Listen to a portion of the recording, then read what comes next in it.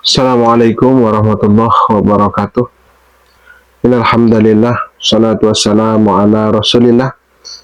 Amma ba'du, para pemirsa di mana saja berada, kita lanjutkan pembahasan kita tentang pendapat ulama yang berhubungan dengan Lailatul Qadar.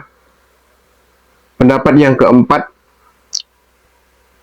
mengatakan bahwa Lailatul Qadar mungkin terjadi sepanjang tahun.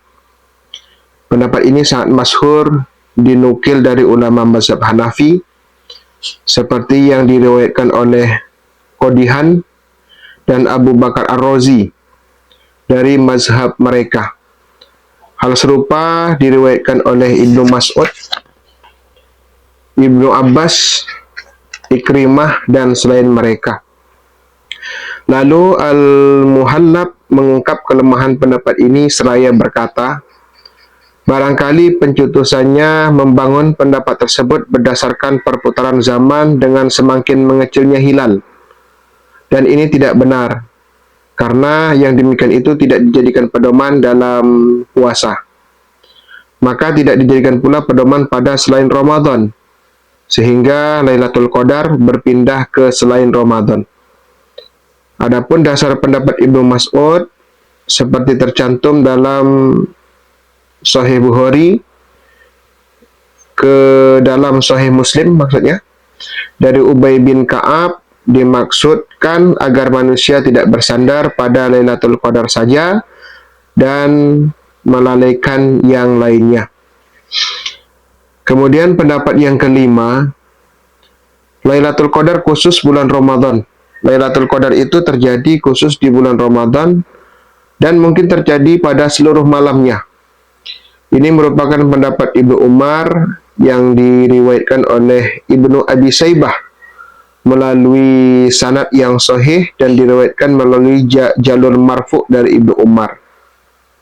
Seperti dikutip oleh Abu Daud pada kitab Syarah Al-Hidayah, terdapat penegasan akan kebenaran pendapat itu dari Abu Hanifah, serta menjadi pendapat Ibnu Munsir, Al-Muhamili, dan sebagian ulama mazhab Syafi'i, serta dibenarkan oleh As-Subki dalam kitab Syarah Al-Minhaj dan dinukil oleh Ibnu Hajib sebagai salah satu pendapat.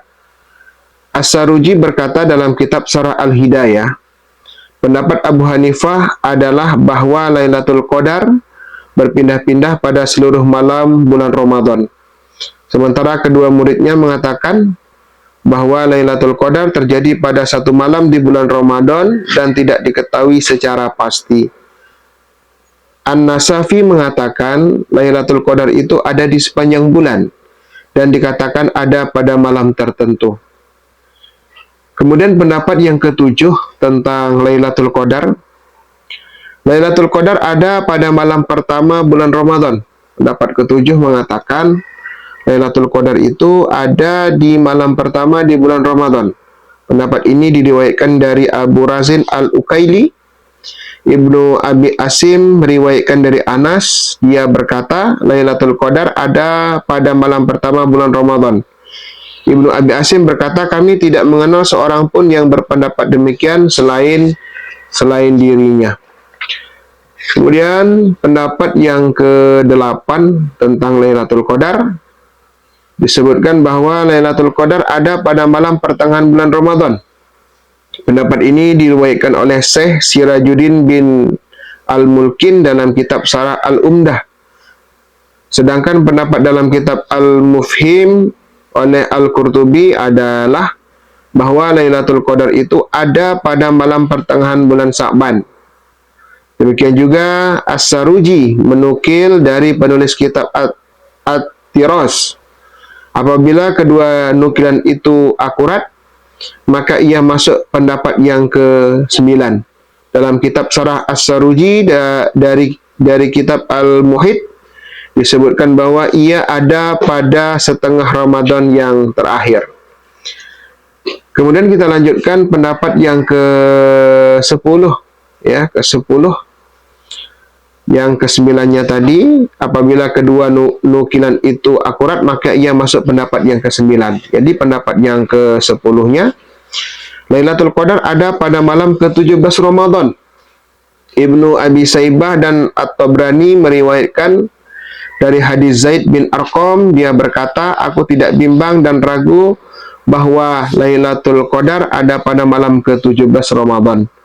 Malam diturunkannya Al-Quran. Pendapat ini diriwayatkan juga oleh Abu Daud dari Ibnu Mas'ud. Kemudian pendapat yang ke-11 tentang Lailatul Qadar. Sesungguhnya Lailatul Qadar itu tidak diketahui secara pasti, namun ada pada 10 malam pertengahan bulan Ramadan.